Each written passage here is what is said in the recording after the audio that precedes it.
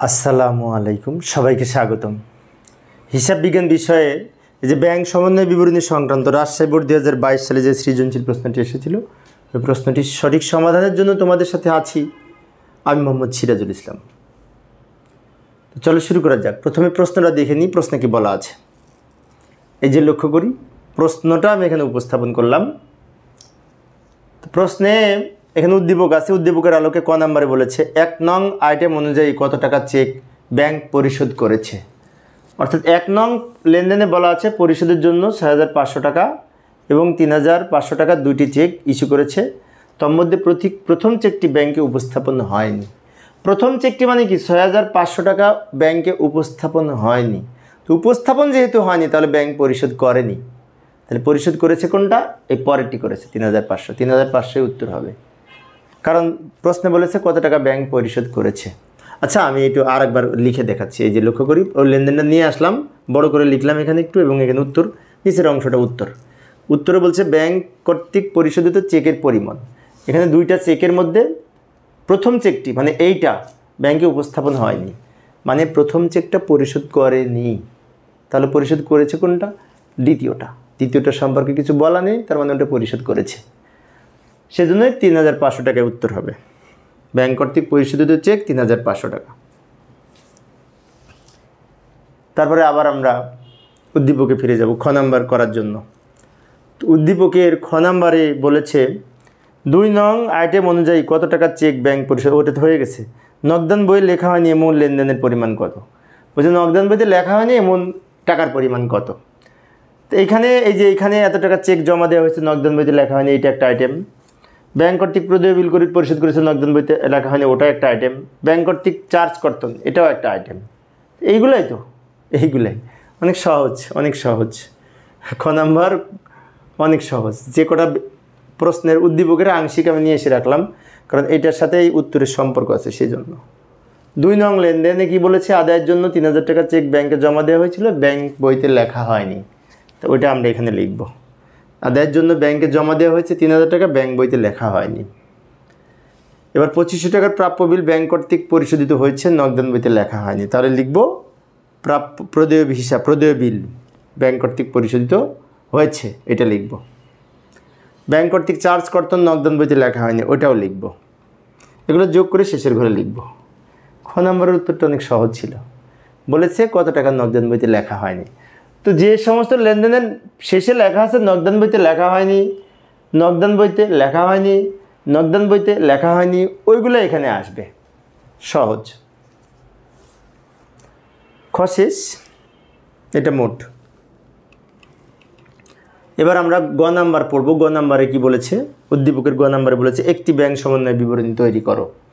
তো ব্যাংক সমন্বয় বিবরণী এখানে উপরে বলা আছে নগদান বই মোতাবেক ব্যাংক জমার উদ্বৃত্ত 28,000 টাকা। ওইটার সাথে এই যে 4টা লেনদেন আছে, কিছু যোগ হবে, কিছু বিয়োগ হবে। যাই সমাধানের চেষ্টা করি। প্রথমে ছক তো আঁকি। এই যে এখানে ছক অঙ্কন করলাম। উপরে লিখব কোম্পানির নাম, ব্যাংক সমন্বয় বিবরণী, তারিখ প্রশ্নে দেওয়া ছিল, আর বিবরণ 2টা টাকার ঘর। আচ্ছা, একটা কাজ করি, লেনদেনগুলো এখানে নিয়ে আসি।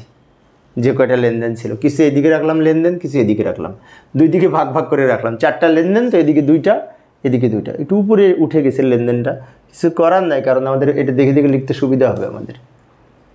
প্রথমে বলেছে চেক ইস্যু করা হয়েছে কিন্তু নগদান বই ব্যাংকে উপস্থাপন হয়নি। তার আগে আমরা ওই টাকার পরিমাণ লিখে নিই। নগদান বইয়ের অনুযায়ী ব্যাংক জমার উদ্বৃত্ত 28,000 টাকা প্রশ্নে দেওয়া ছিল, কিন্তু ওই লেনদেনটা এখানে আনি নাই উপরে, কিন্তু প্রশ্নে দেওয়া ছিল নগদান বই অনুযায়ী ব্যাংক জমার উদ্বৃত্ত 28,000 টাকা। সেটা শেষের ঘরে লিখব, এখানে নাম লিখে। এর সাথে কিছু যোগ করব। যোগ হবে কোনগুলো? যেগুলি দ্বারা ব্যাংক জমা বৃদ্ধি পেয়েছে ওইগুলি যোগ করব।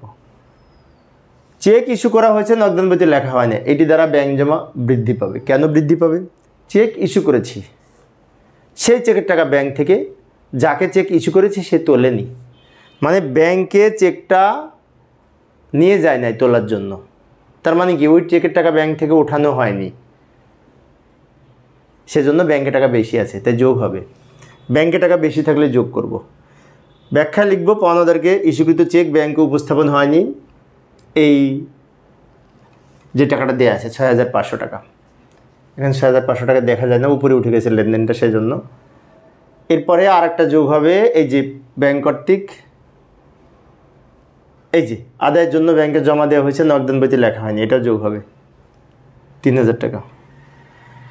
এখন যদি বলতো আদায়ের জন্য জমাকৃত চেক ব্যাংক কর্তৃক আদায় হয়নি, তাহলে কিন্তু বিয়োগ হতো এবং এই লেনদেনটা প্রায় অঙ্কে থাকে, যেটা বললাম।